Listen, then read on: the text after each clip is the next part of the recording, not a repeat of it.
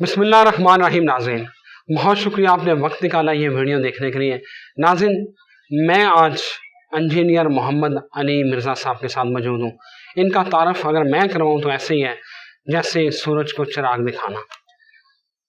Engineer साहब की जो अगर मैं बात करूँ तो इनके क्रेडिट पे एक बात है जो जिसने मुझे मजबूर किया यहाँ आकर इनके साथ वीडियो बनाने पर, कि जब मैं एफसी कॉलेज के बच्चों को, जब मैं जीसी कॉलेज के बच्चों को, जब मैं कनेड कॉलेज की और Lahore college for women university की लड़कियों को इंजीनियर साहब की वीडियो सुनते देखता हूँ और जिस तरह ये दीन की तशरीह करते हैं, मेरा ख्याल है इससे बड़ी दीन की कोई खिदमत नहीं है।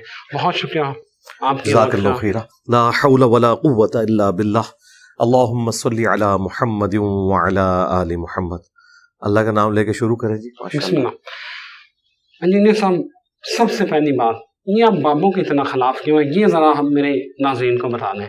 क्योंकि इन्होंने रसूलुल्लाह सल्लल्लाहु अलैहि वसल्लम के साथ गद्दारी की है, ये वजह है। मेरा ज़ाती तो कोई नुकसान नहीं किया।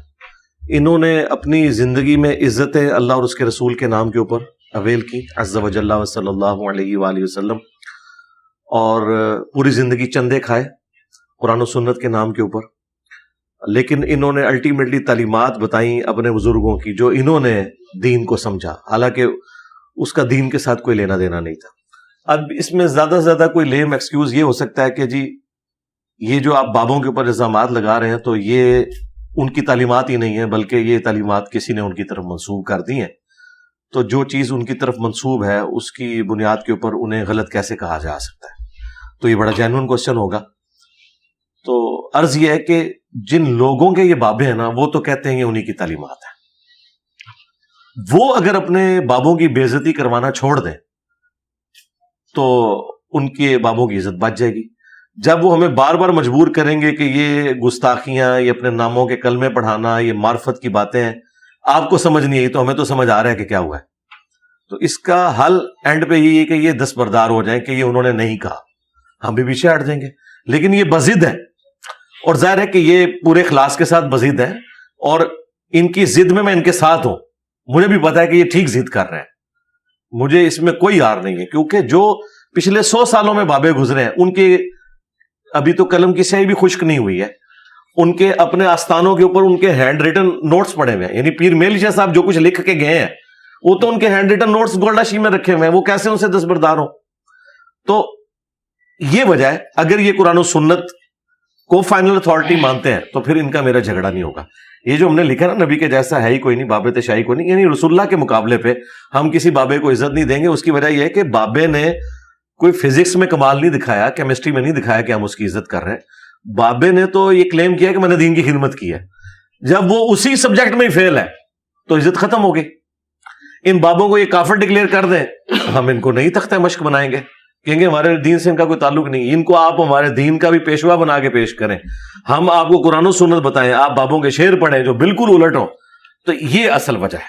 ये बेइज्जती जो कुछ हो रही है ये इनके मानने वाले करवा रहे हैं, हम नहीं कर रहे। ये कहते हैं नहीं, आप इनको इसी तरीके से कबूल करें। अली भाई, ये फिर जो गौस पाक ने बेड़ी तार दी और ये मुजज़ात, ये तो हम सदियों से सुनते आ रहे हैं।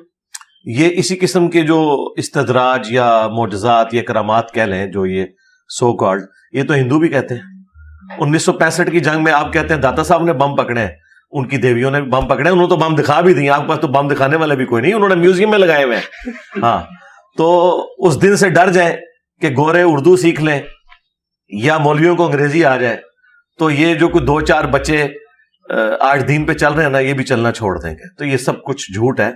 और दूसरा, ये गौसे पाक, ये जितने भी बड़े बुजुर्ग हैं, इन्होंने रिटायरमेंट किस दिन ली है? मेरे आने के बाद। अगर ये क्लेम करते हैं कि ये सब कुछ कर सकते हैं तो आप करें ना। इससे बुरा वक्त कोई मुसलमानों पे आ सकता है? आज इसराइल जो फिलिस्तीन में जुल्म कर रहा है, बाबे किधर है? अच्छा, इसके जवाब में ये कहेंगे कि अल्लाह किधर है? अल्लाह ने तो अपने सामने हुसैन इब्न अली को भी शहीद होते देखा है, अल्लाह ने काबे की तौहीन होते भी देखी है। वो एक ही अबरा के लश्कर को अल्लाह ने हलाक किया था उस साल को यादगार बनाने के लिए। अल्लाह ने ये मामलात मखलूक पे छोड़े हुए, ये मखलूक ने मामलात को देखना है।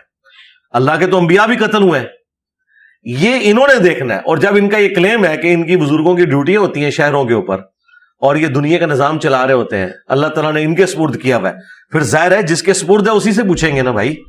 اپوزیشن لیڈر سے تو نہیں پوچھیں گے, ہم پرائم منسٹر سے پوچھیں گے نا کہ بھائی تیری ڈیوٹی ہے, کیا کر رہا ہے تو. یہ کہتے ہیں نہیں داتا صاحب گورنر پنجاب ہے, تو پنجاب میں جتنی مہنگائی ہو رہی ہے, پنجاب میں جتنی بجلی کے بل زیادہ آئے ہیں, تو وہ تو پھر ہم انہی سے پوچھیں گے نا, کیونکہ ان کی ڈیوٹی ہے. اور اگر یہ کہتے ہیں کہ نہیں یہ آپ ہمارا مذاق اڑا رہے ہیں, تو پھر آپ کہہ دیں کہ ڈیوٹیاں کوئی نہیں ہے, ہم بات کرنا بند کر دیں گے. یہ سب کچھ یہ خود کروا رہے ہیں. علی بھائی وہ تو کہتے ہیں کہ یہاں سے فیض ملتا ہے, دیکھیں نا وہ تو کہتے ہیں یہ تو مینارہ نور ہے. منارہ نور یہ ہے کہ وہاں پہ جتنا بھی اس وقت نظام چل رہا ہے وہ لوگوں کے چندے پہ چل رہا ہے. آج گورنمنٹ کہنا کہ وہاں جتنے چندے ہیں وہ نہیں جائیں گے, تو یہ دربار آپ کو اگلے دن اس کی حقیقت کھل جائے گی کہ یہاں کوئی صفائی کرنے والا بھی آپ کو نہیں ملے گا. یہ سب لوگ کھانے پینے کے چکروں میں جا رہے ہیں, اور وہ کھانا پینا بزرگ نہیں دے رہے, آپ چندے وہاں دے رہے ہیں. وہاں پہ چندے دینے بند کر دیں, میں دیکھتا ہوں اگلے دن آپ کو کوئی مجاور بھی نہیں نظر آئے گا, بھوکا مرے گا وہاں پہ, وہ بیٹھا ہوا ہے روٹی کے لیے. ٹھیک ہے, آپ شام کے وقت دیکھیں جب وہ چادر ڈالتے ہیں سینکڑوں لوگ صرف نوٹ گننے والے وہاں بیٹھے ہوئے ہوتے ہیں. تو ہماری جیبوں سے کاٹ کے خود دربار کی صفائیاں ہو رہی ہیں, ان کے مجاور کھا رہے ہیں, اس میں سے تھوڑا سا ہمیں بھی کھلا رہے ہیں, اور احسان ہم پہ کر رہے ہیں کہ بابا جی پال رہے ہیں. بابا جی کہاں سے پال رہے ہیں؟ بابے سارے ہم پال رہے ہیں, یہ سارے بابے ہم نے پالے. دیکھیں اقرار الحسن کو میں نے کہا ہے کہ وہ عبداللہ شاہ غازی کے مزار پہ جا کے یہ بتائے کہ کراچی کی سب سے زیادہ جو ہیروئن, چرس اور یہ جتنی منشیات والی چیزیں ہیں یہ اس دربار پہ بک رہی ہیں. میں نے اقرار الحسن کو کہا کہ تم پروگرام کرو. اے آر وائی والوں سے میں نے گن پوائنٹ پہ کروایا, انہوں تو بتا دیا کہ کیا ہو رہا ہے, برائی کے اڈے بنے ہوئے. تو جو لوگ اپنے مزارات کے اوپر ہونے والی برائی نہیں روک پا رہے, ان کے بارے میں آپ یہ کلیم کر رہے ہیں کہ انہوں نے دنیا کا نظام چلایا ہوا. دنیا کا نظام کوئی نہیں چلایا ہوا, دنیا کا نظام اللہ تعالیٰ چلا رہا ہے. باقی دنیا میں اللہ نے کھلی چھٹی دی ہوئی ہے, چاہے تو شکر گزاری کی روش اختیار کرو, خواہ ناشکری کی. آخرت میں وہ پکڑے گا, دنیا میں وہ پکڑے گا نہیں. چاہے تو پکڑ بھی سکتا ہے, لیکن اس کا رول یہ ہے کہ اس نے آخرت کے دن کے لیے اسے پوسٹ پون کیا ہوا ہے. ہمارے جو ایک بابا جی تھے یہاں خادم رضوی صاحب, وہ ہر دوسری تقریر میں امت کو گالیاں دیتے تھے. وہ کہتے تھے جی امت مر جائے اگر نبی کی گستاخیاں ہو رہی ہیں تو یہ امت کیوں زندہ ہے. تو میں نے ان کو کہا تھا کہ یار یہ بابوں نے نہیں کلمہ پڑھا ہوا نبی علیہ السلام کا. دیکھیں آپ عوام کو پہلے گالی دیں گے یا پرائم منسٹر کو اور چیف منسٹر کو دیں گے جس کی ذمہ داری ہے؟ تو ان کے پرائم منسٹر, گورنر اور چیف منسٹر تو یہ سارے بابے ہیں. وہ بابا کی در ہے کہ جہاں پہ یوٹیوب کی ہارڈ ڈسک رکھی ہوئی ہے اور وہاں پہ گستاخانہ ویڈیو سیف ہے, اس بابے کو پہلے سر عام پھانسی دینی چاہیے کہ تو کیا دنیا کا نظام چلا رہا ہے بھائی. دنیا کا نظام تجھے کہاں سے, تو نے تو گستاخانہ ویڈیوز وہاں پہ تو نگاہ مار کے ڈیلیٹ کروا. حقیقت یہ ہے کہ کچھ بھی نہیں کر سکتے بھائی. ان کا حال یہ ہے کہ جو 1965 تک بم پکڑتے تھے نا, ان کے مزارات پہ آ کے بم ٹھوک کے چلے گئے دہشت گرد. جو بندہ ڈائیں مار کے کیش پکڑتا تھا راوی کے پل کے اوپر, ٹھیک ہے, اس کے ہاتھ میں ایسے کیش پکڑا کے گئے دہشت گرد, 55 بندے وہاں پہ شہید ہو گئے. تو سائنس نے اور میڈیا نے بالکل سارے بزرگوں کا پول کھول دیا کہ سب فراڈ کے اوپر چل رہا ہے. یہ مثالیں دیتے ہیں نا اگر انبیاء کی, تو ہم کہیں گے ان بزرگوں کو تم نے نبی مانا ہوا ہے. انبیاء کے پیچھے تو اللہ کھڑا ہے, قرآن کھڑی ہوئی ہے. رہ گئے ان بزرگوں کے جو کرامات یہ کہہ رہے ہیں یا شوبتے کہہ لیں, جب تک یہ ہمارے سامنے نہیں نہ کرتے ہم نے نہیں ماننا. تخت بلقیس آیا, قرآن میں لکھا ہوا ہے.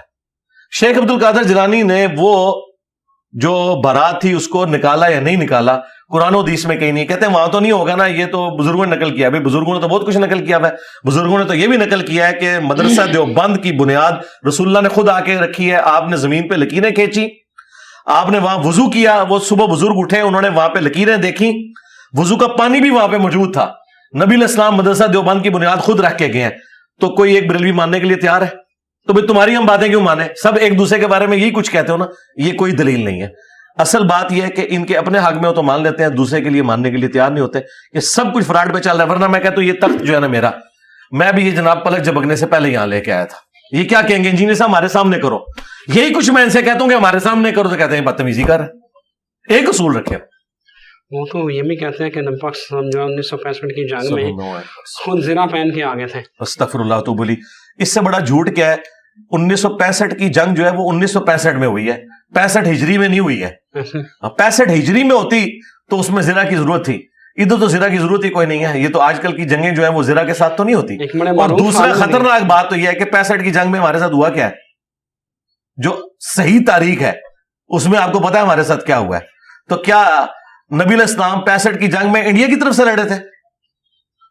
یہ ہم مان لیں. 71 کی جنگ میں وہ انڈیا کی طرف سے لڑے تھے اور بنگلہ دیش ہم سے الگ ہو گیا. تو یہ مطلب ان کو پتہ ہی نہیں ہے. اور یہ دیکھیں یہ انتہائی ذمہ دار قسم کے علماء ہیں جو اس قسم کی کہانیاں سنا رہے ہیں. ان کو بالکل شرم نہیں آتی ہے کہ اس کا اینڈ رزلٹ کیا نکلے گا. وہ کہیں گے کہ دیکھو یار ایک تیر سے 2 شکار ہو گئے. پاکستان کے ساتھ جو ہم نے کیا وہ تو کیا, ہم نے تو ان کے دین کو بھی شکست دے دی ہے کہ ان کا نبی جنگ لڑنے کے لیے نعوذ باللہ آئے ہوئے تھے اور ہم نے ان کو بھی شکست دے دی. یہ کتنا خطرناک کھیل کھیل رہے ہیں. اللہ اکبر. علی بھائی آپ 2-3 سوال ہیں یہ لے لیجیے گا اور مجھے اس کا جواب دے دیجیے گا. یہ آج کی جو ماڈرن دور ہے اس کا بڑا اہم مسئلہ ہے. ایک IVF سے بچے, سیروگیسی اور جینڈر سلیکشن, اس حوالے سے آپ تھوڑی رہنمائی کر لیں.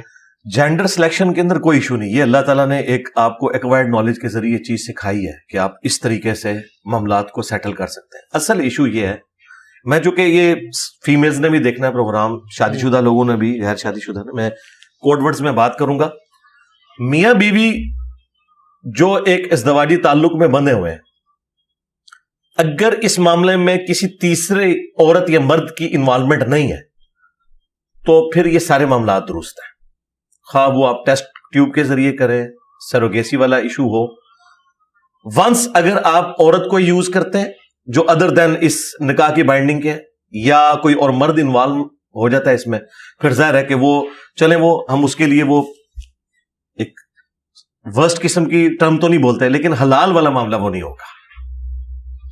یہ بالکل کلیئر کٹ بات ہے. باقی جینڈر سلیکشن آپ کر سکتے ہیں, وہ آپ کا رائٹ ہے, وہ آپ سائنس نے ظاہر ہے انسان کو ترقی کروائی ہے. اور اگلے زمانوں میں بھی آپ دیکھیں جب عورتیں پریگننٹ ہوتی تھی ان کی خوراک ہوتی تھی, ٹھیک ہے, اس کا اہتمام کیا جاتا تھا. پھر وہاں دائیاں آ کے مالش کرتی تھیں تاکہ ڈلیوری میں آسانی ہو. یہ وہ سارے سائنٹیفک چیزیں تھیں جو صدیوں سے لوگ استعمال کر رہے ہیں. پھر ڈلیوری کے بعد بھی ان کی خوراک کا خیال رکھا جاتا تھا. تو وہ کس لیے رکھا جاتا تھا؟ اس لیے کہ ظاہر ہے کہ انسان نے صدیوں سے یہ چیزیں لرن کی ہیں کہ ان چیزوں کے ذریعے آپ کسی کی صحت کا خیال رکھ سکتے ہیں. ہر وہ چیز جو انسان کی صحت بچانے کے لیے ضروری ہے وہ آپ نے ایکٹیویٹی پرفارم کرنی ہے. دیکھیں بخاری مسلم میں حدیث ہے, نبی علیہ السلام نے فرمایا کہ شفا 3 چیزوں کے اندر ہے. شہد کے اندر, کپنگ کروانے میں جسے آپ پچھنے لگوانا بھی کہتے ہیں, ہجامہ, اور تیسری چیز آپ نے فرمایا داغ لگانا. لیکن میں اپنی امت کو داغ لگانے سے منع کرتا ہوں, حرام نہیں کرتا, منع کرتا ہوں. شفا تو ہے اس کے اندر. اچھا, لیکن مسلم شریف میں حدیث ہے ایک صحابی کو جب زخم لگا ایک جنگ کے اندر, اس کا خون نہیں رک رہا تھا, تو نبی علیہ السلام نے تیر کا جو اگلا حصہ ہے نا لوہے والا, اس کو گرم کر کے اپنے مبارک ہاتھوں سے داغ لگایا. ایک طرف منع کیا, لیکن جب کوئی اور چارہ نہیں تھا تو آپ نے اس طریقہ علاج کو استعمال کیا. آج بھی ماڈرن جو ڈاکٹرز ہیں وہ الیکٹرک داغ دیے جاتے ہیں ان کے اندر, آپریشنز کے اندر, تاکہ خون کو روکنے کے لیے. اب تو خیر ادویات بھی آ گئی ہوئی ہیں. تو آپ نے جو طریقہ علاج جس میں کسی کی جان کو بچایا جا سکتا ہے وہ سارے کے سارے معاملات لے کے چلنے ہیں. اور اس طریقے سے جو میڈیکل سائنس نے جتنی ترقی کی ہے جس کے ذریعے آپ معاملات کو بہتر کر سکتے ہیں وہ آپ ضرور کریں.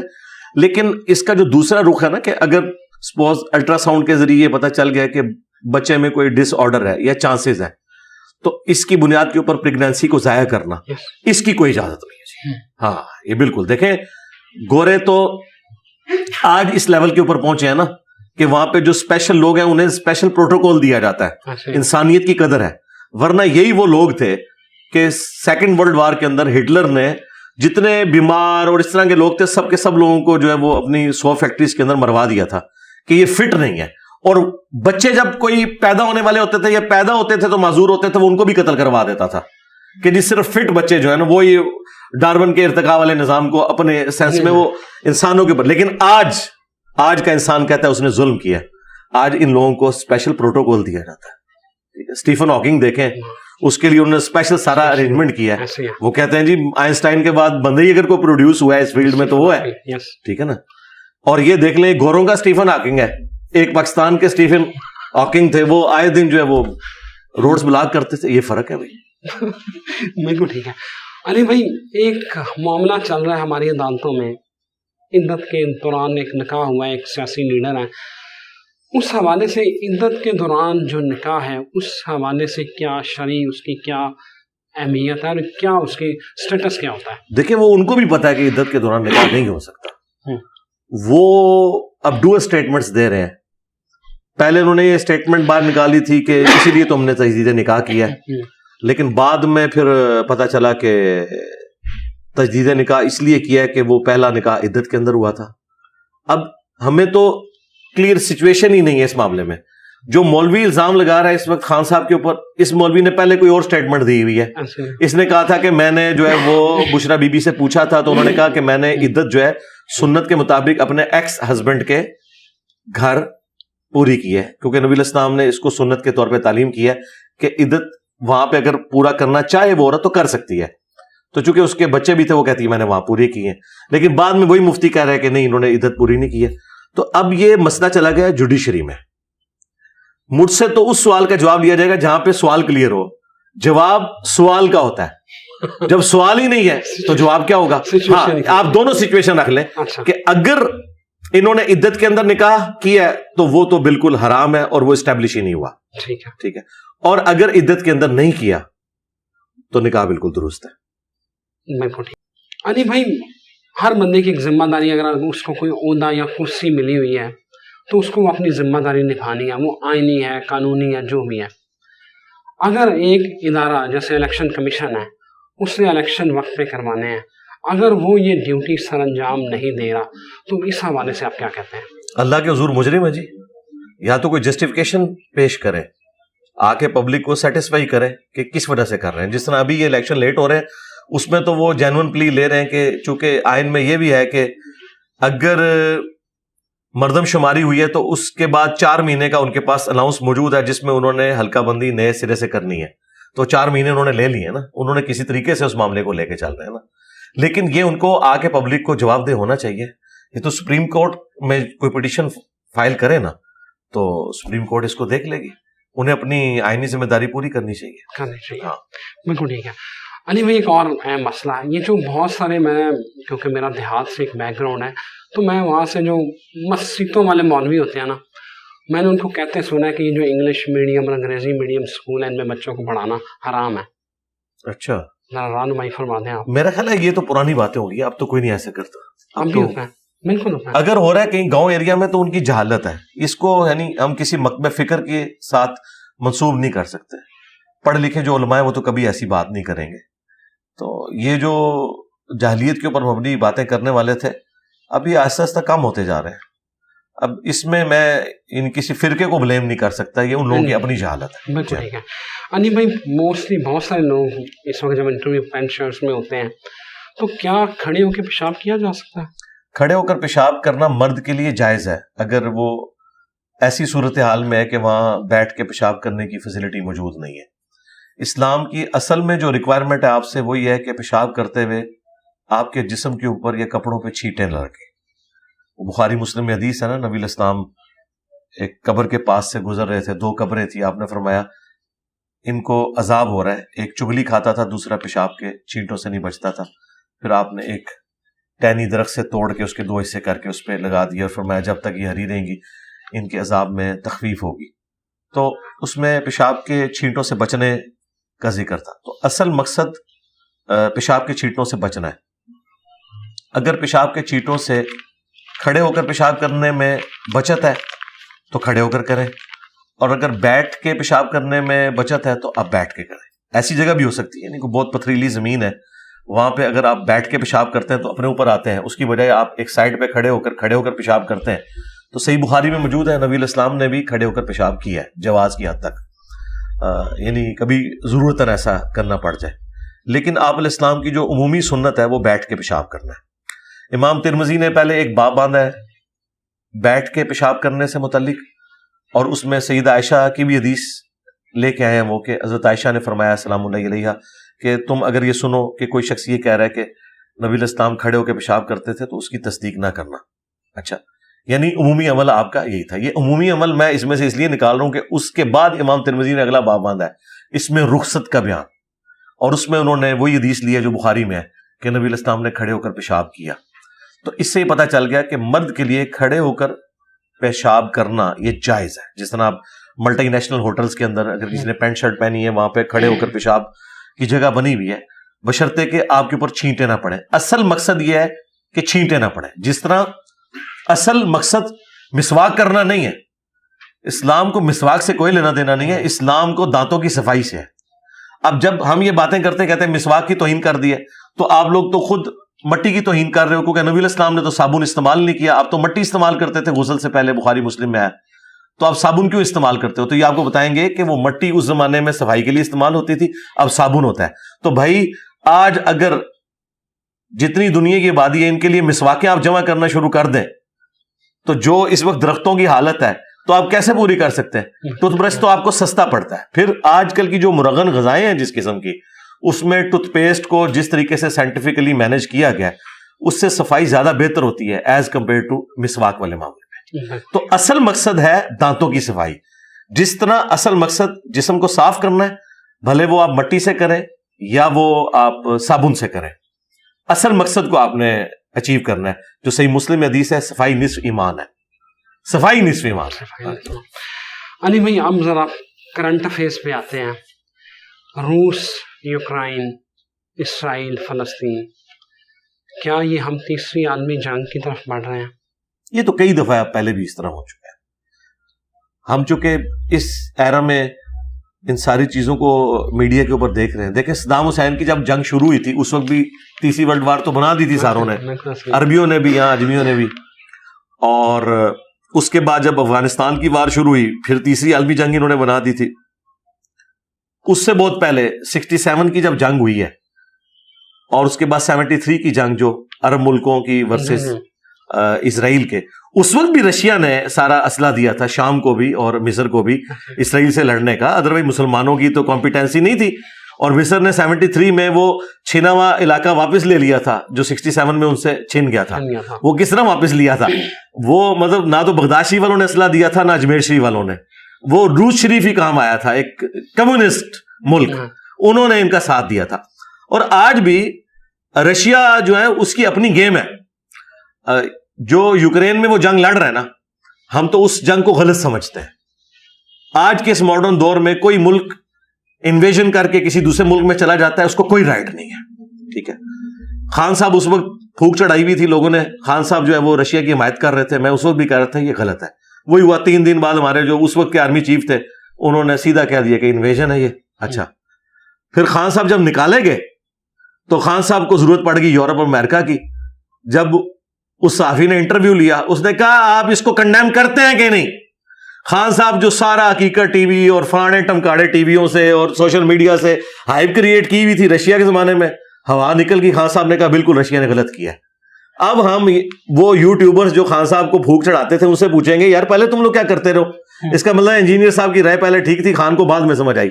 خان نے کنڈیم کیا ویڈیو کے اندر کہ یہ رشیا نے غلط کیا ہے. اب رشیا چونکہ پوری دنیا میں گالیاں کھا رہا تھا, اسے تو موقع مل گیا. رشیا کو کوئی مسلمانوں سے ہمدردی نہیں ہے. رشیا کو یہ موقع مل گیا کہ امریکہ تو مجھے گالیاں دے رہا تھا نا, اور یوکرین کو تو اسلحہ دے رہا تھا, دیکھ پھر میں اب جو ہے نا مسلمانوں کو اٹھاؤں گا. یہ پوری پالیٹکس ہو رہی ہے, اس کا نہ اسلام سے کوئی لینا دینا ہے. ٹھیک ہے, جو چائنا یا رشیا سپورٹ کر رہا ہے. ہاں حماس جو کچھ کر رہی ہے وہ اپنی خالصتاً اسلام کے لیے کر رہی ہے. ٹھیک ہے, ان کی ایکٹیویٹی سے کسی کو اختلاف ہو سکتا ہے یا کوئی ایگری کر سکتا ہے, وہ ہر بندے کا رائٹ ہے. لیکن یہ جو دوسرے ملک بیچ میں ٹپکے ہیں نا, ان سب کے اپنے مفادات ہیں. سعودی عرب نے بھی جب دیکھا نا کہ چائنا بھی تھوڑا حوصلہ دے رہا ہے اور رشیا بھی اور امریکہ بھی آج کل بیک فٹ پہ ہے, ظاہر ہے ادھر والے ملک کی اکانومی بڑھ گئی ہے. اب چائنا تو اس وقت دنیا میں لیڈ کر رہا ہے, تو انہوں نے بھی ہمت دکھائی. مجھے بتائیں ان عربیوں نے کبھی ہمت دکھائی ہے امریکہ کے مقابلے پہ؟ صدام حسین کے ساتھ جو کچھ کیا امریکہ نے, اس کے بعد جو کچھ افغانستان میں ہوا, ان لوگوں کی تو جرت ہی نہیں بول جائیں. آج یہ جو امریکہ کے وزیر کو پوری رات بٹھائی رکھا ہے محمد بن سلمان نے, لوگ کہہ رہے ہیں جی بڑی کر دی ہے. نہیں, بس یہ ہے کہ وہ دیکھ رہے ہیں کہ اس وقت پلڑا ادھر بھاری ہے. آج رشیا چائنا پیچھے ہٹ جائے تو ان مسلمانوں کو بنانے کے اگلے دن آپ بیان دیکھیں بالکل 180 ڈگری ہو جائیں گے.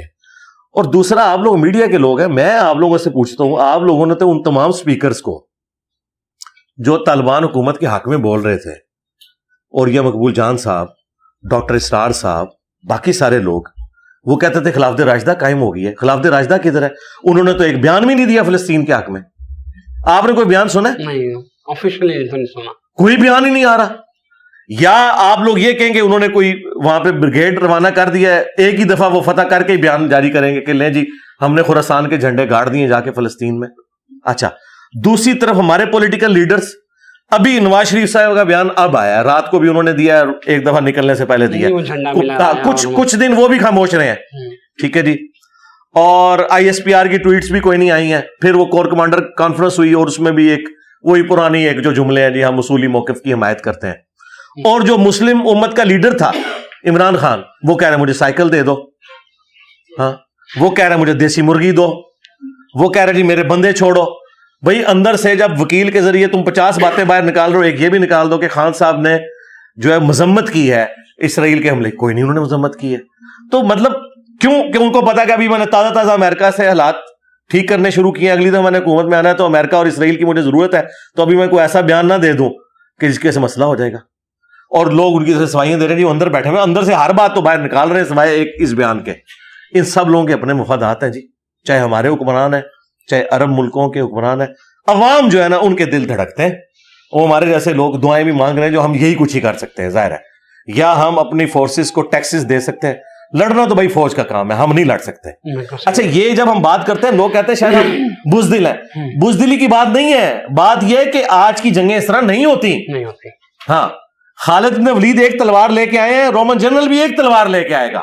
یہ نہیں ہوگا کہ خالد بن ولید تلوار لے کے اور سامنے والا کلاشنکوف لے کے آ جائے تو آپ ادھر سے 1000 تلوار والے بھی لانچ کر دیں, کیا اینڈ رزلٹ نکلے گا؟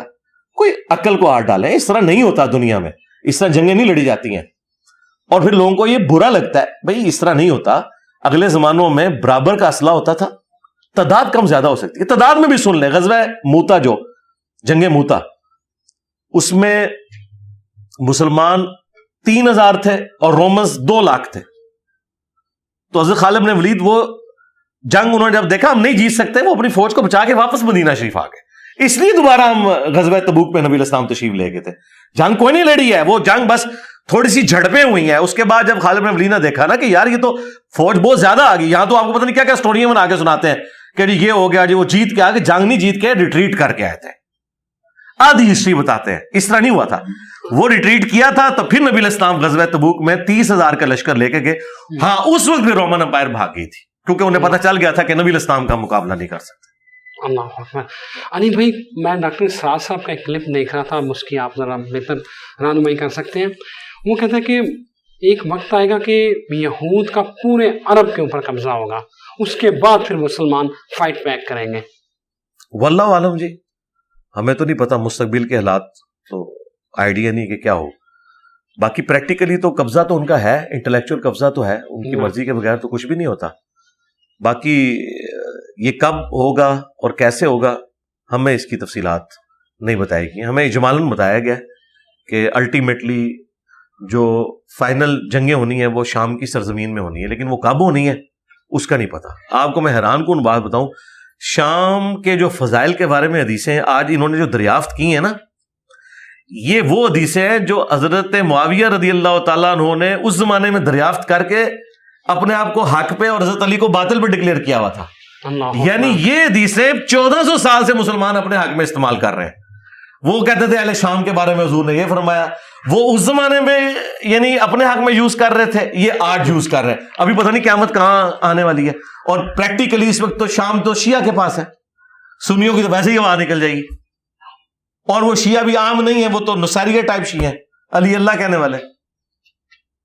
تو پھر شام حق پہ چھوڑ دیں بس, یہ ان لوگوں کو نہیں آئیڈیا چیزوں کا. علی بھائی کچھ علماء دین کہہ رہے تھے کہ قیامت کی نشانیوں میں سے ایک نشانی یہ بھی ہے کہ 40 سال پہلے قیامت سے صوبہ سندھ تباہ ہو جائے گا. اور ایک اور جگہ پہ وہ ایک ڈبیٹ چل رہی تھی, وہ کہہ رہے تھے کہ 15ویں صدی کے بعد صدی کو نہیں ہے, اور یہ 1444 ہجری کو چل رہا ہے, اور 75 تک تو ملیا میٹ. ان کے جو پرانے بزرگ ہیں نا وہ کہتے تھے 1000 سال امت چلے گی, تو آج 1445 ہجری ہے. پہلے تو ان بزرگوں کے اوپر لعنت بھیجے نا جو جھوٹ بول کے امت کو کہتے رہے. 450 سال تو ویسے ہی اوپر ہو چکے, رہ گیا ان کے ساتھ ہمارے آنے والے اسٹوڈنٹ لانتے ہیں ان کے اوپر بھیجیں گے کہ تسی بھی جھوٹے ہی نکلے. ٹھیک ہے, اس طرح کی کوئی اسیسمنٹ کر سکتا ہے؟ قرآن میں تو ہے کہ قیامت کا نبی علیہ السلام کو نہیں دیا گیا, صرف نشانیاں بتائی گئی ہیں. اچھا, احمد بریلوی صاحب نے امام مہدی کا جو سن ہے وہ 1837 ہجری نکالا ہوا ہے، 1837 ہجری، یعنی 400 سال تو ابھی ہم صاحب بریلوی کے پڑھے ہوئے ہیں پورے ہونے والے. تو یہ کوئی بابے ایک جگہ پہ متفق ہی نہیں، سب کے اپنی یہ تخمینے، کوئی اس طریقے سے نہیں ہے معاملات. اور باقی قیامت کی جو یہ نشانیاں بتاتے ہیں وہ ساری پاکستان میں پوری ہو رہی ہیں. یورپ اور امریکہ میں تو زندگی سکون سے گزر رہی ہے. یہ سارے مسئلے تھرڈ ورلڈ کنٹریز کے ہیں. ٹھیک ہے، یہاں پہ بھی اگر اکانومی درست ہو جائے تو قیامت کی ساری نشانیاں ختم ہو جائیں گی، لوگ کہیں گے جنت ہی ہے. تو یہ غریب لوگوں کا آخری سہارا یہی ہے کہ قیامت کی نشانی ہے. یہ سیم باتیں اس وقت بھی تھیں جب حضرت حسین ابن علی کے ساتھ اتنا ظلم ہوا نا، تو اس زمانے کے لوگوں نے کہا کہ قیامت کی نشانی ہے، اولاد رسول کو ذبح کر دیا، اس سے بڑی کیا قیامت ہوگی. تو یہ ہمارے لیم ایکسکیوزز ہیں، صرف اپنی ڈیوٹی سے بھاگنے کے لیے، اپنی کمزوریوں کو اس طریقے سے پردہ ڈالنے کے لیے. مجھے بتائیں، ایک ہی پاکستان کا ٹکڑا ہے بنگلہ دیش، ادھر کی قیامت کی نشانی تو کوئی پوری نہیں ہو رہی ہے، اس کی اکانومی تو اوپر جا رہی ہے، ہم دن بدن نیچے جا رہے ہیں. دیکھنے والی بات ہے نا. تو وہاں تو قیامت کی نشانی کوئی نہیں پوری ہوئی ہے. تو یہ ہماری کمزوری ہے جن کو ہم قیامت کی نشانیاں، اور پھر جو وہ وائزین ہیں جو فیول دیتے ہیں ان حکمرانوں کو، یہ کہہ کے اور جی جس طرح کی عوام ہوگی اس طرح کا حکمران آ جائے گا، اللہ سے توبہ کریں، گناہوں کی معافی مانگیں، یہ ہمیں یہ پڑھا رہے ہوتے ہیں. تو بنگلہ دیش والوں نے توبہ کر لی ہوئی ہے اللہ سے، جو ان کی اکانومی اوپر چلی گئی ہے. کیا یو کے اور امریکہ میں جو ہے وہ بدکاری ختم ہو گئی ہے جو وہ ان کی اکانومی اوپر جا رہی ہے؟ بھائی اللہ نے دنیا کو ایفرٹس کے ساتھ جوڑا ہوا ہے، ایفرٹ پٹ کریں گے تو رزلٹ بھی نکلیں گے. اس طریقے سے نہیں ہوتا کہ آپ ہر چیز کو روحانی پہلو کے ساتھ جوڑ کے تو اپنی غلطیوں کو پیچھے ڈال دیں اور اپنے سارے معاملات ٹھیک کر رہے ہیں. ان میں سے آج تک کسی مولوی نے کہا کہ اللہ پہ چھوڑ دیں، ہمارے مدرسوں کا خرچہ اللہ خود پورا کریں گے، ہمیں کوئی چندہ نہ دے؟ میں تو نہیں آج تک سنا کسی کو. ابھی فلسطین ہوا ہے تو سارے اپنی اپنی وہ لے کے تو کاسے نکل آئے ہیں، نیچے جو اکاؤنٹ نمبر اور اپنے موبائل نمبر ڈسپلے کرا رہے ہیں کہ جی آپ لوگ تو فلسطین جا نہیں سکتے تو ہمارے اکاؤنٹ میں ٹرانسفر کریں. اللہ کے بندو نہ دو انہوں پیسے، ہو خدا دا نہ جے رام نہ کریو، وہ تو وڑن نہیں دے رہے کسی نو.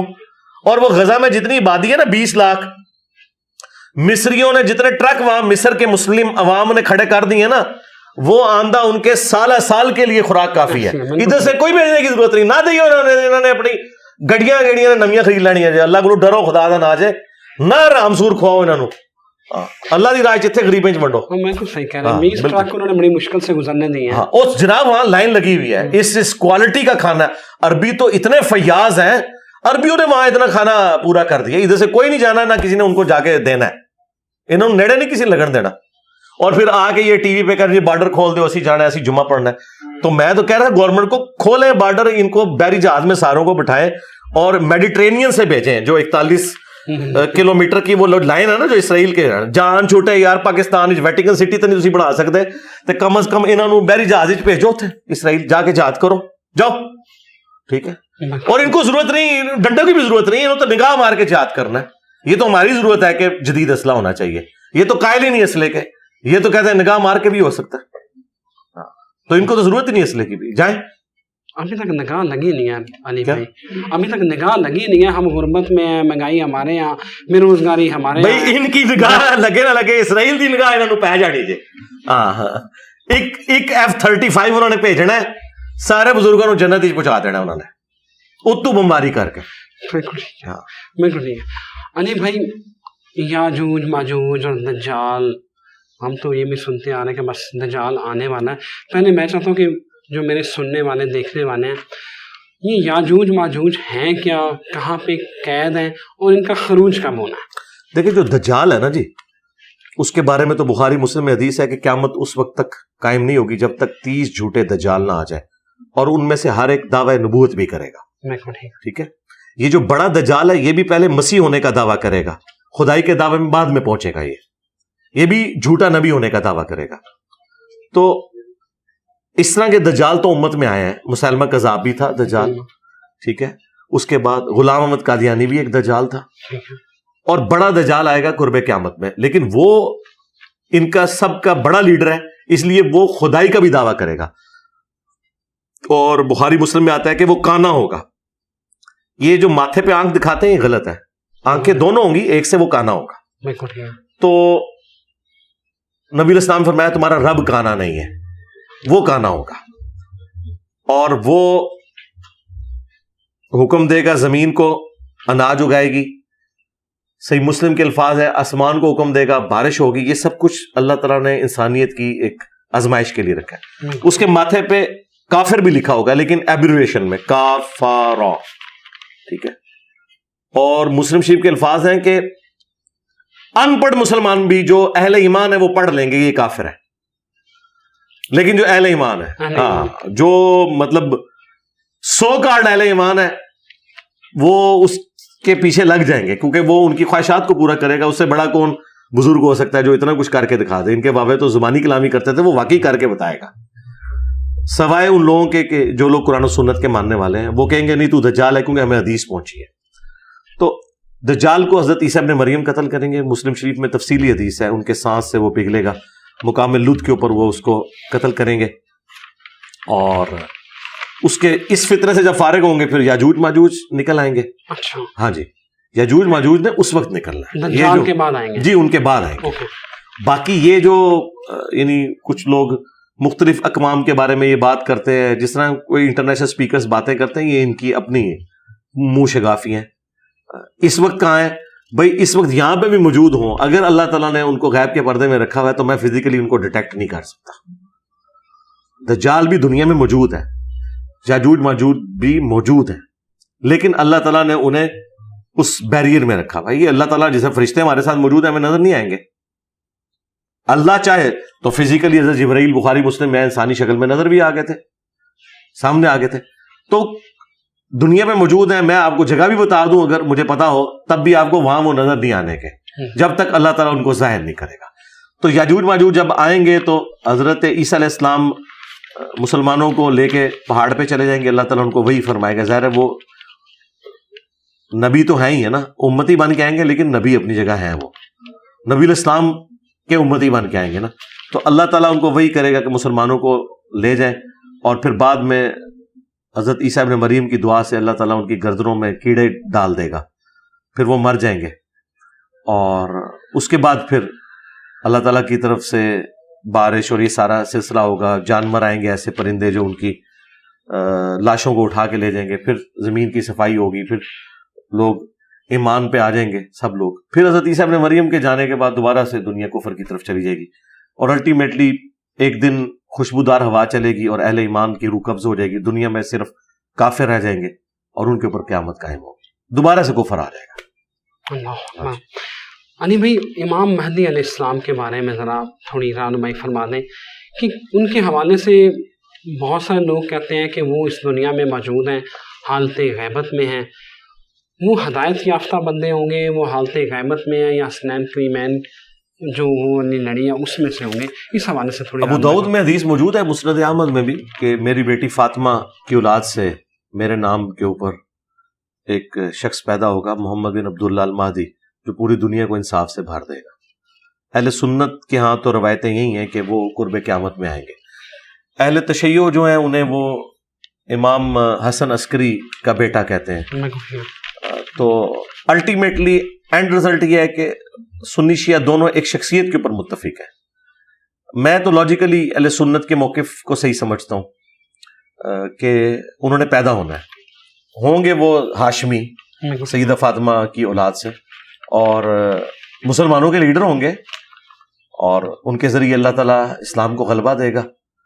البتہ جب دجال آئے گا تو دجال کا فتنہ چونکہ بہت بڑا ہے, تو اس فتنے کو ختم کرنے کے لیے عیسیٰ ابن مریم دنیا میں آئیں گے 2 زرد چادروں میں. مسلم شریف میں آتا ہے دمشق کے سفید مینار کے اوپر, اور اقامت ہو چکی ہوگی, مسلمانوں کا امام نماز پڑھانے لگے گا تو وہ عیسیٰ ابن مریم سے کہے گا کہ آپ نماز پڑھائیں. وہ کہیں گے نہیں تم نماز پڑھاؤ, اللہ نے اس امت کو فضیلت دی ہے کہ تم میں بعض کے امام ہوتے ہیں. تو وہ ایک نماز عیسیٰ ابن مریم امام مہدی کے پیچھے پڑھیں گے آنر کے طور پہ. بخاری مسلم میں آتا ہے تمہاری کیا شان ہوگی کہ عیسیٰ ابن مریم تمہارے پیچھے نماز پڑھ رہے ہوں گے. اس کے بعد پھر باقی نمازیں عیسیٰ ابن مریم بھی پڑھائیں گے. یعنی جو اہل سنت کے ہاں جو حدیثیں ہیں نا بخاری مسلم کی, وہ تو یہی بتاتی ہیں کہ عیسیٰ ابن مریم کے آنے کے بعد لیڈرشپ جو ہے نا وہ امام مہدی ان کے ہینڈ اوور کر دیں گے, پھر اوور آل مسلمانوں کو وہ لیڈ کریں گے. محمد مہدی جو ہے وہ ان کو اسسٹ کریں گے. یہ ہوگا. بالکل ٹھیک ہے. अली में आप थोड़ा सा ज़रा जो आजकल मॉडर्न दौर के मसाइल हैं उसके ऊपर आते हैं। मैं एक टीवी एंकर हैं, मजहबी प्रोग्राम करते हैं, मैंने उनको सुना, उन्होंने कहा कि अगर आप दो लड़का लड़की एक होटल के रिसेप्शन पे जाते हैं और रिसेप्शन वाला पूछता है कि ये लड़की कौन है, तो आप कहते हैं ये मेरी बीवी है, वहाँ पर मौजूद दो लोग ये बात सुन लेते हैं और अगर आपकी नीयत ठीक है तो आपका निकाह हो गया। नहीं, झूठ बोला है ना, निकाह तो करने से होगा ना। वो हदीस जो है ना अबू दाऊद में कि 3 चीजें मजाक में भी हो जाती हैं, निकाह, तलाक और रुजू, वो बात अपनी जगह है, उसके साथ शायद किसी ने प्ली बनाई हो, तो मजाक में भी पूरा उसका प्रोसीजर फॉलो होगा ना कि इसको मैं इतने हक महर के एवज अपने निकाह में लेता हूं, इजाबो कबूल होगा, खाली दावा करने से तो नहीं होगा ना, वो तो झूठ होगा। तो इस तरह तो निकाह नहीं होता। नहीं कैसे निकाह होगा? अली में दूसरी शादी करने के लिए पहली बीवी की इजाज़त ज़रूरी है? पहले बीवी को बताना जरूरी है, इजाजत की कोई जरूरत नहीं, बस बता दें, अली में फिर साईं आप पूछेंगे। इजाजत की कोई जरूरत नहीं है, बताना जरूरी है, क्योंकि निकाह जो है वो एलानिया होता है। कल को आप मर जाते हैं, आपकी विरासत तकसीम होती है, तो जो 1/8 हिस्सा है वो अब 1/16 1/16 होगा, 2 बीवियों में तकसीम होगा। तो अगर वो बीवी रजिस्टर्ड ही नहीं है और आपके इल्म में नहीं है, तो आप तो मरेंगे और पीछे लड़ाई छोड़ के चले जाएंगे। इस तरह हो नहीं सकता ना, इस्लाम में तो चीजें इस तरह तो नहीं चलती है ना। निकाह एलानिया होता है, जिना छुप के होता है, और मौलवियों ने अक्सर शादियां छुपा के की हुई है। ये 2-4 दिलेर आपको नजर आते हैं, सामने आके कहते हैं मैंने तीसरी कर ली, मैंने चौथी कर ली। सारे नहीं इस तरह करते, 2-2 3-3 सब ने की हुई है। तारे जमी साहब की एक ही है, गामदी साहब की एक है, बाकियों के बारे में मैं कोई गारंटी नहीं करता। अली भाई जो खुफिया निकाह होते हैं ये गलत है ना जी। खुफिया निकाह कैसे होता है? निकाह तो है ही लानी है कि मियाँ बीवी है। वो फिर लानिया तो फिर मुन्नी ने कितने करन देना। तो फिर ठीक है ना यार, बात यह है कि जहां बाकी चीजों को आपने कंप्रोमाइज किया हुआ है, पूरा इस्लाम आपने निकाह में घुसा दिया हुआ है। आज तक यानी बुढ़ी ने निकाह से पहले तो नहीं पूछा कि मेरा होने वाला जना नमाज भी पढ़ता है कि नहीं। आज तक कहीं रिश्ते में ये बात हुई है? नौकरी का तो पूछते हैं, नमाज का पूछा है? अगर नमाज वगैरह आप लोगों ने शादी कर ली हुई है तो बाकी चीजें तो बहुत छोटी हैं। इस्लाम क्यों बीच में लेके आ जाते हैं? अली भाई सूद इस मुआशरे को खा गया, हर बंदा सूद में जकड़ा हुआ है। एक कॉर्पोरेट सेक्टर है, बैंकिंग सेक्टर है, मेरा ख्याल है सारे उसी निज़ाम में जकड़े हुए हैं। क्या लाहे अमल हो सकता है, क्या मतलब जो वाक़ेबल सोल्यूशन है कि सूद से पाक किया जा सके? जो कर दिया है तकी उस्मानी साहब, मैं तो उसके साथ एग्री करता हूँ। 1-2 कबातें हैं वो भी वक्त के साथ दूर हो जाएंगी, जब तक इंटरनेशनल इकॉनमी जो है वो इस एतबार से हमें अलाउ ना करे। वो काइबर रेट वाला एक इशू है, दूसरा किस्त लेट होने के ऊपर पेनल्टी डालना, ये 2 कबातें हैं। बाकी सारी चीजें जो इस्लामिक बैंक का निज़ाम पाकिस्तान में है ऑलमोस्ट 90% के करीब पहुंच चुका है इस्लाम के, तो वो बिल्कुल दुरुस्त है। मनी अगेंस्ट गुड्स है, पैसे के बदले पैसा नहीं है। इस्लामिक बैंक जितने भी है ना, जो पूरे इस्लामिक बैंक है, वो कारोबार के जरिए प्रॉफिट का मामला करते हैं। बाकी बैंक जो है वो सूदी कर्जे देते हैं फैक्ट्रियों को, उसके अगेंस्ट वो सूद लेके कुछ हिस्सा आपको डिविडेंड के तौर पे, प्रॉफिट के तौर पे देते हैं। जबकि जो इस्लामिक बैंक है वो गुड्स के अगेंस्ट मामला कर रहे होते हैं, वो फैक्ट्रियों में इन्वेस्टमेंट के जरिए अपने मामला को लेके चल रहे होते हैं। तो जो पाकिस्तान में जो इस्लामिक सिस्टम है, इस्लामिक बैंकिंग वाला, मैं तो इसके साथ एग्री करता हूँ। बिल्कुल ठीक है। अली भाई इस्लाम में हलाला का कॉन्सेप्ट है? कोई हलाले के कॉन्सेप्ट नहीं है। सुनन इब्न माजा में हदीस है, हलाला करने वाले करवाने वाले दोनों पर अल्लाह की लानत है। वो एक कुरान में जिक्र आया था जिसे इन्होंने हलाला बना लिया है कि अगर कोई शख्स फौत हो गया है, उसके बाद जो उसकी बीवी है वो अपने पहले खामद की तरफ अपनी मर्जी से लौटना चाहे तो वो चली जाए वहां पे। ये नहीं था कि वो उसे कत्ल करके या एक रात का निकाह करके सारे मामलात करे, ऐसी तो कोई बात नहीं है। ये तो प्री प्लान हलाना जो है ये तो सबके नजदीक हराम है जी, बिल्कुल कोई हलाले का कॉन्सेप्ट नहीं है। निकाह मुता जायज है? नहीं, कोई जायज नहीं। ना निकाह मुता जायज है, ना निकाह मिस्यार जो अरब मुल्कों में, दोनों ही गलत है। निकाह यही है जो एस्टैब्लिश निकाह है। लौंडी रख सकते हैं आज के दौर में? आज के दौर में लौंडियां है ही नहीं, रखनी कहां से आपने? आप कोई नहीं, वो कोई लौंडियां नहीं है। लौंडी सिस्टम तो खत्म हो चुका है दुनिया से, नहीं, ऑब्सोलीट हो चुका है। हाँ, है ही नहीं है ना। आप कहां पे गुलाम बेचते हैं? नहीं, इस तरह तो नहीं ना, किसी को गुलाम तो नहीं बना सकते ना। गुलाम वो थे जो नस्ल दर नस्ल गुलाम चलते थे, वो अब खत्म हो चुका है पूरे का पूरा सिस्टम।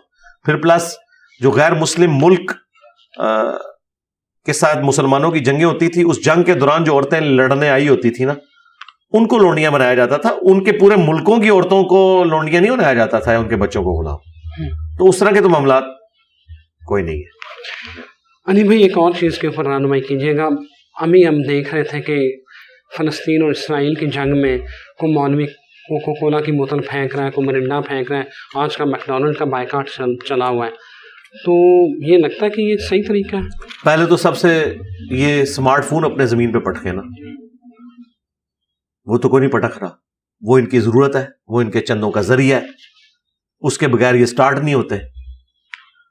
تو ان کا سارا اسلام جو ہے وہ میکڈونلڈ میں، KFC میں، کوکو کولا میں گھس گیا. اسمارٹ فون کیوں نہیں توڑتے یہ اپنے؟ جب یہ مفتی توڑیں میں ان کے ساتھ کھڑا ہو جاؤں گا، کیونکہ پھر یہ ایک نمبر ہوں گے نا. چند چیدہ یعنی پروڈکٹس کا بائیکاٹ کر رہے ہیں. یہ تو میں نے الزامی بات کی ہے. میرے نزدیک تو کسی پروڈکٹ کا کوئی بائیکاٹ بنتا ہی نہیں ہے. اس کی وجہ ہے کہ یہاں پہ ہماری روزی روٹی ان چیزوں کے ساتھ جڑی ہوئی ہے. مجھے بتائیں یہاں کوکو کولا یا پیپسی یا یہ باقی چیزیں جو ہیں، یہاں کوئی غیر مسلم تو آگے جاب نہیں کر رہے. الٹیمیٹلی اگر ان کو نفع پہنچ رہا ہے میرے بھائی، وہ تو دنیا میں آپ کوئی بھی کام کریں، آپ جو مسجد کے لیے چندہ بھی اکٹھا کرتے ہیں نا، اس کا بھی الٹیمیٹ فائدہ اسرائیل کو ہوتا ہے. دنیا کی اکانومی کو رول کر رہے ہیں.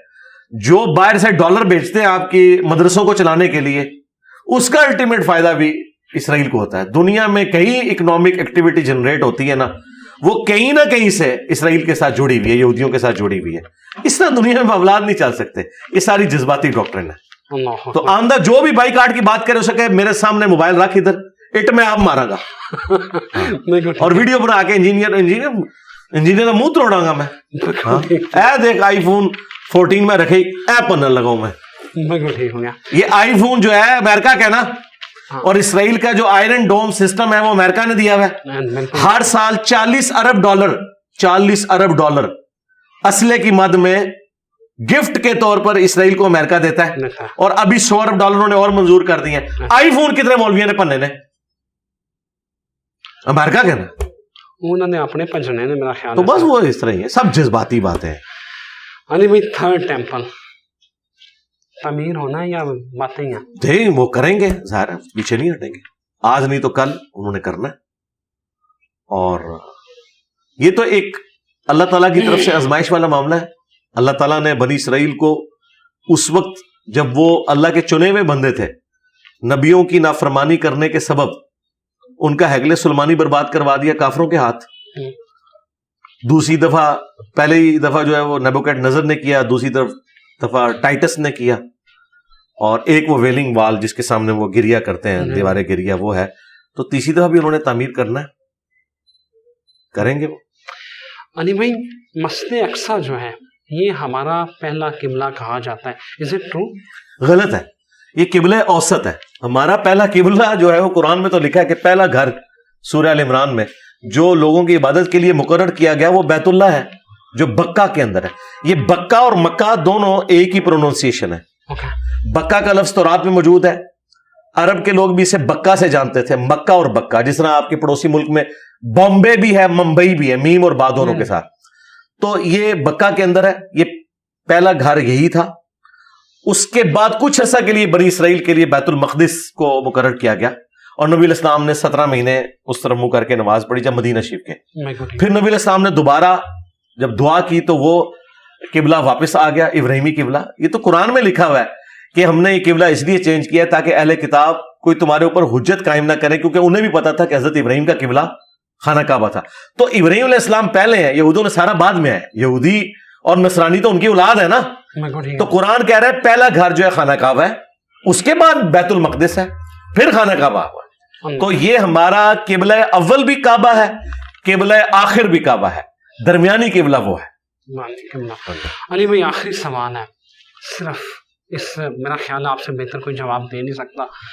ایک تو علماء کرام اپنی عزت کھو رہے ہیں، جو ایک علماء کا وقار، تعظیم اور تکریم ہوتی تھی وہ، اور دوسرا یہ مسلمانوں پر زوال آخر کیوں آیا؟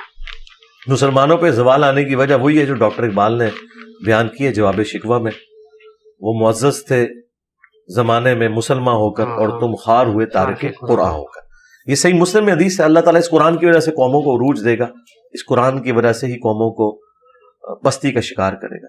تو امت کی وجہ جو ہے خاری کاٹنے کی، وہ قرآن و سنت کو چھوڑنا ہے، نبی علیہ السلام کی تعلیمات کو چھوڑنا ہے۔ رہ گئے علماء، علماء نے اپنی عزت اس لیے کھو دی ہے کہ علماء نے غداری کی اپنے دین کے ساتھ، جس دین سے وہ کھا رہے تھے نا وہ دین انہوں نے سکھایا نہیں۔ تو پریکٹیکلی اب اس وقت میری شکل میں ایک آزمائش ان کے اوپر مسلط ہو گئی ہے، تو یہ کہہ رہے ہیں انجینئر کہاں سے آ گیا؟ بھئی وہ انجینئر نہ آتا، کوئی اور انجینئر آ جانا تھا، تمہارے ساتھ تو یہ ہونا تھا جو تم نے دین کے ساتھ غداری کی ہے۔ اللہ تعالیٰ نے تو اپنے نبی کے ساتھ کیا ہوا وعدہ وہ پورا کرنا ہے۔ هو الذی ارسل رسولہ بالہدی ودین الحق لیظہرہ علی الدین کلہ۔ قرب قیامت سے پہلے ایک دفعہ دین دوبارہ غالب ہونا ہے، اس کے لیے ضروری تھا کہ مولویوں نے جو فرقے بنائے ہوئے ہیں بزرگوں کے ناموں کے اوپر، یہ ختم ہو کے لوگ رسول اللہ کے ساتھ جڑے صلی اللہ علیہ وآلہ وسلم، اور اس میں ایک تھوڑی سی خدمت اللہ تعالیٰ نے ہمارے پلیٹ فارم سے بھی دی۔ الحمدللہ۔ اللہ بہت شکریہ علی بھائی، جزاک اللہ، بہت جزاک شکریہ آپ کا، بہت شکریہ۔ ان ساری علی بھائی کی باتوں کے بعد میرا کچھ کہنا بنتا نہیں ہے، صرف اجازت چاہتا ہوں۔ اللہ حافظ۔